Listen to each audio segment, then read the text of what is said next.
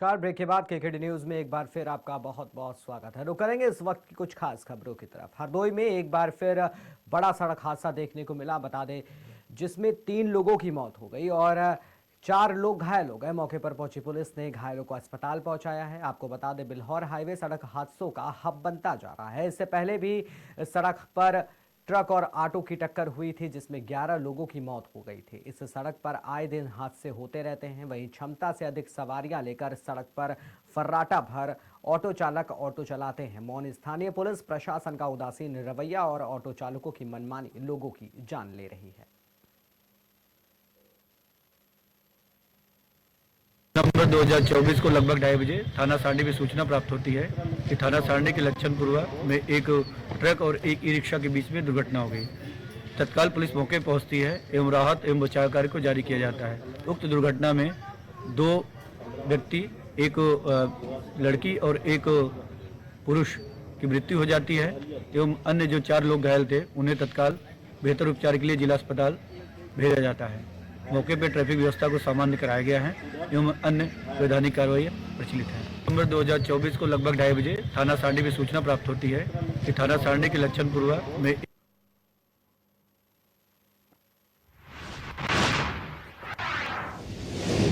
फतेहगढ़ में अधिशासी अधिकारी नगरपालिका फर्रुखाबाद के नेतृत्व में अतिक्रमण हटाओ अभियान चलाया गया। बता दें, ये अभी फतेहगढ़ के बड़ा चौराहे से लेकर कोतवाली तक अतिक्रमण हटाओ अभियान चलाया गया है। अतिक्रमणकारी व्यापारियों और दुकानदारों को अतिक्रमण हटाने के साथ ही चेतावनी भी दी गई है कि दोबारा अतिक्रमण किया तो जुर्माने की कार्रवाई की जाएगी। अतिक्रमण हटाओ अभियान के दौरान अधिशासी अधिकारी के साथ ही व्यापार मंडल की टीम भी मौजूद रही।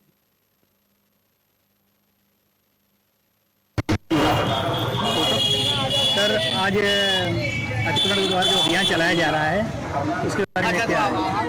आज अतिक्रमण हम लोग चलाए हैं, अभी कलेक्ट्रेट के सामने कुछ कराए हैं। इसके बाद फतेहगढ़ चौराहे से वापस हम छोटी जेल तक जाएंगे, फिर उधर से घूम के डीएम साहब के सामने तक आएंगे। तो इसमें हमारे साथ व्यापार मंडल के लोग हैं। व्यापार मंडल के लोग एहतियातन हैं, लोगों को मोटिवेट कर रहे हैं कि अपना सामान नाली के पीछे रखें, सड़क पर दुकान न लगाएं। तो आज हम बहुत ज़्यादा कार्रवाई नहीं कर पा रहे थे, लेकिन अगर ये लोग अनवरत ऐसे रखेंगे तो अगली बार से हम लोग कार्रवाई करेंगे। अतिक्रमण ना चला के आज वार्निंग दी गई है। हाँ, आज वार्निंग भी दे रहे हैं, तो नहीं मान रहे उनका जब्त भी करेंगे। अगर जैसे वो अभी खाली नहीं कर रहे हैं, क्या उनके पास कोई जुर्माना लगा, कोई कार्रवाई की जाएगी? हाँ, जुर्माने की कार्रवाई और जब्तीकरण भी होगा। नहीं मानेंगे तो तोड़ फोड़ भी करेंगे। लेकिन ये है कि आज हम लोग एहतियात लोग बना रहे हैं कि भाई अपने सड़क के नाली के पीछे रहे। देखा जाए कि जैसा कि आप देखते हैं कि जैसे कुछ ऐसे भी लोग हैं जो दुकानदार, जैसे गिट्टी मोरंग की भी दुकान होती है, वो भी फुटपाथ पे लगा लेते हैं, अब वो हटाते नहीं है। नहीं, गिट्टी मोरंग वालों का भी अभियान चल रहा है। अगर आज देखते हैं, नहीं तो मैं भरवा लूँगा, उसको भी भरवाऊँगा। उनके भी जुर्माना, उनका तो और ज़्यादा जुर्माना है, 50,000 तक जुर्माना है उनका, क्योंकि वो वायु प्रदूषण करते हैं। वायु प्रदूषण के कारण उस पर ज़्यादा जुर्माना है। सर, अगर वार्निंग देने के बाद भी दुकानदार नहीं मानते हैं तो उसके बाद क्या कार्रवाई होगी? जुर्माना सामान जब्ती करें। ठीक है। सर, आज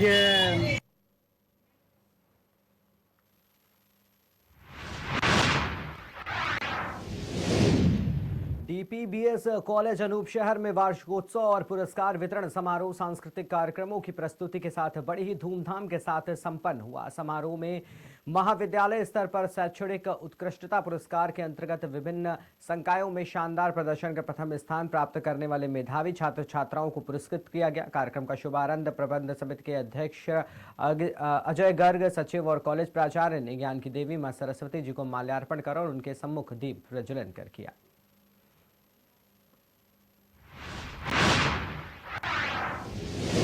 नेता प्रतिपक्ष राहुल गांधी के संभल जाने को लेकर बुलंदशहर में कांग्रेस नेताओं को हाउस अरेस्ट कर दिया गया। कांग्रेस नगर अध्यक्ष प्रशांत वाल्मीकि के घर रात से पुलिस का कड़ा पहरा है। कांग्रेस नेता को घर से बाहर निकलने की इजाजत नहीं है। आज नेता प्रतिपक्ष राहुल गांधी को दिल्ली से संभल जाना है।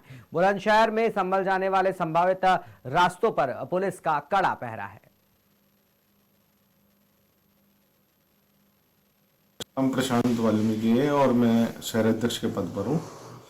और रात से ही पुलिस ने डिटेन कर रखा है। और आज माननीय राहुल गांधी जी हमारे नेता जो है संबल पीड़ितों के घर परिजनों से मिलना चाहते हैं, परंतु यहाँ पार्टी के लोगों को रोका जा रहा है। यहाँ से काफ़ी संख्या में लोग जो हैं वहाँ जाने वाले थे, परंतु पुलिस ने रात से ही डिटेन कर रखा है। जैसा कि आपने देखा बाहर पुलिस की गाड़ियाँ खड़ी हैं और पुलिस वाले खड़े हुए हैं, घर से बाहर नहीं जाने दे रहे हैं। तो आपका हाउस अरेस्ट कर रखा है? हाउस अरेस्ट कर रखा है और घर में ही डिटेन कर रखा है। वो चाहते हैं कि हम पीड़ितों से ना मिलें, उनके दर्द को साझा ना करें। हम प्रशांत वाल्मीकि है और मैं शहर अध्यक्ष के पद पर हूँ।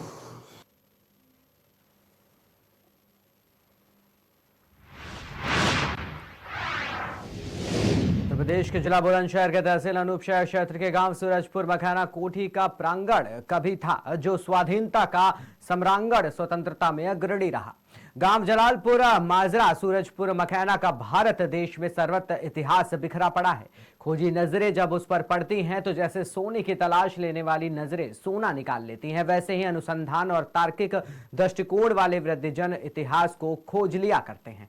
जलालपुर ग्राम सूरजपुर मखाना की मिट्टी भी इतिहास के क्षेत्र में सोने की खान है। इतिहास के कई अनछुए तथ्यों को अपने अंक में समा लेने वाले इस गांव की मिट्टी से यदि वार्तालाप करके देखोगे तो कई रहस्यों से पर्दा उठता चला जाएगा। कई चौंकाने वाले तथ्य सामने आएंगे। इन्हीं पर चर्चा करते हुए आर्य जगत के सुप्रसिद्ध विद्वान प्राचार्य गजेंद्र सिंह ने की। आर्य राष्ट्र का प्रथम संग्राम यहीं से शुरू हुआ था। ये क्रांति धीरे धीरे बढ़ती चली गई। पूर्व प्राचार्य गजेंद्र सिंह आर्य प्रवक्ता ने प्रेस वार्ता करके ऐतिहासिक स्थल बनाने की प्रेरणा भाव कोठी बनाई जाने की बात कही।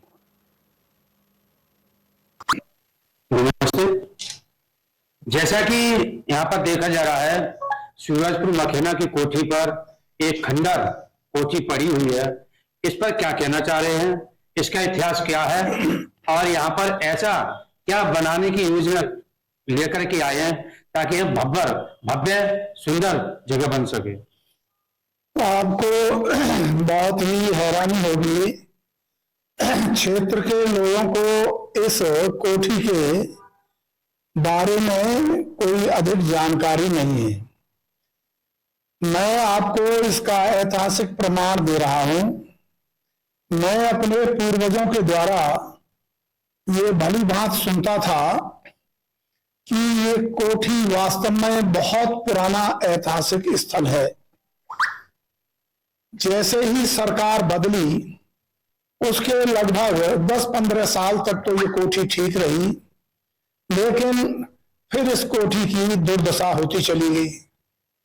ऐतिहासिक स्थल क्यों कह रहा हूं कि जिस समय देश पराधीन था, स्वाधीनता आंदोलन की चिंगारी पूरे देश में थी।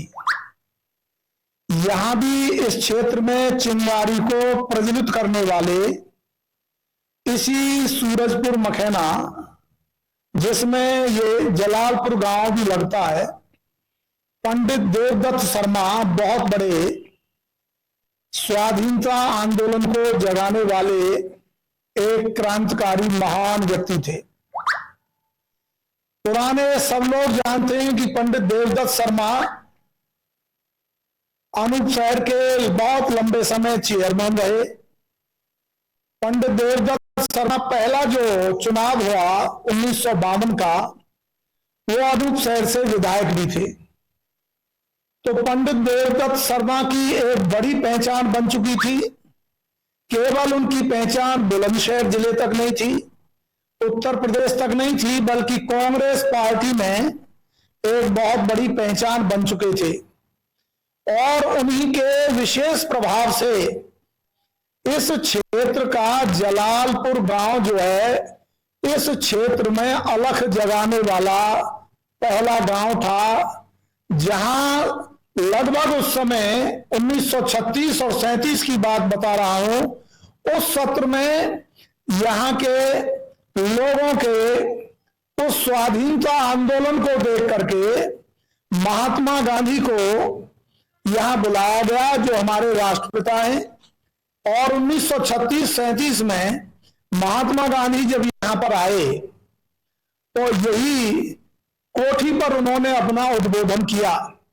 यद्यपि उससे पहले उनका विचार इन गांवों में भ्रमण करने का था, लेकिन किसी तरह से उनको कई जगह जाना था, इसलिए यही स्थान जो है चुना गया।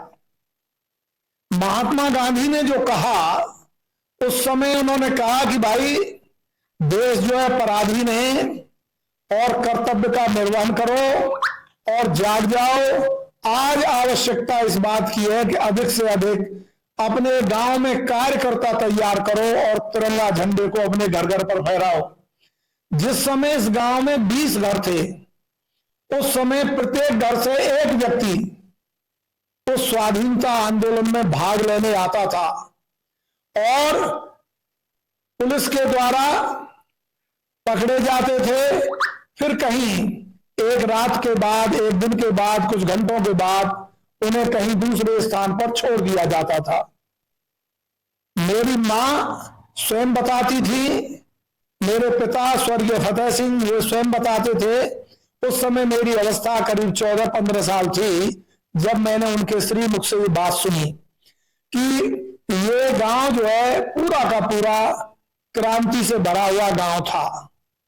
उनके बाद गांव के उनके समकक्ष जितने भी वृद्ध जन थे, जैसे अभी थोड़ी देर पहले हम आपस में बातचीत कर रहे थे, आदरणीय भगवान सिंह जी दफेदार, शीशराम भैया जी, प्रेम सिंह जी, काका राम सिंह जी, खेड़े वाले बाबा दाताराम महाशय जी और अनेक उनके उम्र के व्यक्ति बताते थे कि 1936-37 में महात्मा गांधी आए और उसके बाद 39 में यहां नेहरू जी आए जो देश के पहले प्रधानमंत्री थे, और 39 और 42 के करो और मरो के आंदोलन में यहां पंडित गोविंद वल्लभ पंत भी आए थे जो उत्तर प्रदेश के 1937 में मुख्यमंत्री भी थे, जिस समय अंग्रेजों ने कुछ छूट दे रखी थी।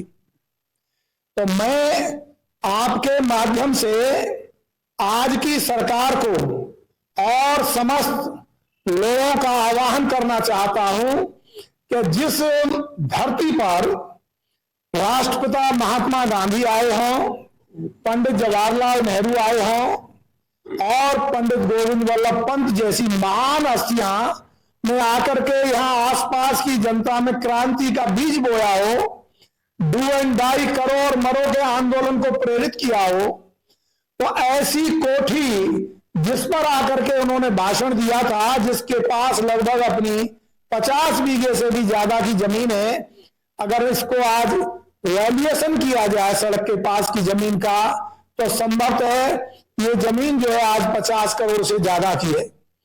और कोठी जिस अवस्था में पहुंच चुकी है, जिसमें इतने बड़े बड़े लोगों ने विश्राम किया हो, तो आज जो कोठी खंडर हो रही है, सिंचाई विभाग ने कभी इसकी ओर ध्यान नहीं दिया। मैं एसडीएम अनूप शहर और एसडीएम डिवाई से भी 2-3 साल पहले मिला था, पर ऐसी ब्यूरोक्रेसी और लाल फीताशाही है, अफसरशाही है कि लोग